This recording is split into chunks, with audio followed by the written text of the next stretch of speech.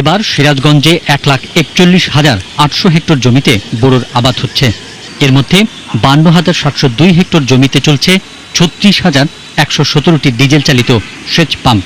কিন্তু জ্বালানির অভাবে এসব পাম্প সচল রাখা কঠিন হয়ে পড়ছে।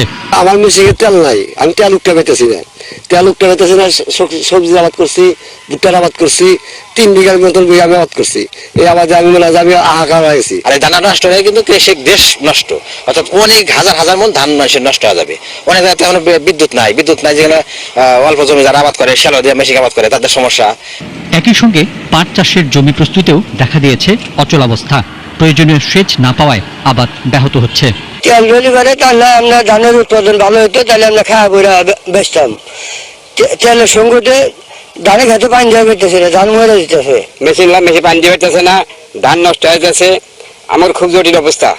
সরকার আপনি তাড়াতাড়ি তেল সাপ্লাই দেন না, তার উপায় থাকবে না। এদিকে কৃষি বিভাগ বলছে, পরিস্থিতি মোকাবেলায় কৃষকদের কাছে ন্যায্য মূল্যে ডিজেল পৌঁছে দিতে প্রশাসনের সঙ্গে সমন্বয় করা হচ্ছে। আশঙ্কা করছি না, বোরোকে সর্বোচ্চ অগ্রাধিকার দিয়েই উপজেলা সেচ কমিটিকে নির্দেশনা দেওয়া আছে যাতে কৃষক সেচের কাজে অগ্রাধিকার ভিত্তিতে ডিজেল পায়।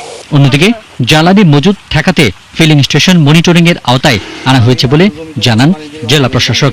সাধারণ মানুষের কাছে, যারা গ্রাহক, তাদের কাছে পৌঁছে দিতে পারি, সেজন্য আমরা একটা মনিটরিং সিস্টেম আমরা শুরু করেছি। বোরো ধান রক্ষায় ডিজেলের কৃত্রিম সংকট সৃষ্টি রোধে দ্রুত কার্যকর পদক্ষেপ নেওয়ার দাবি কৃষকদের।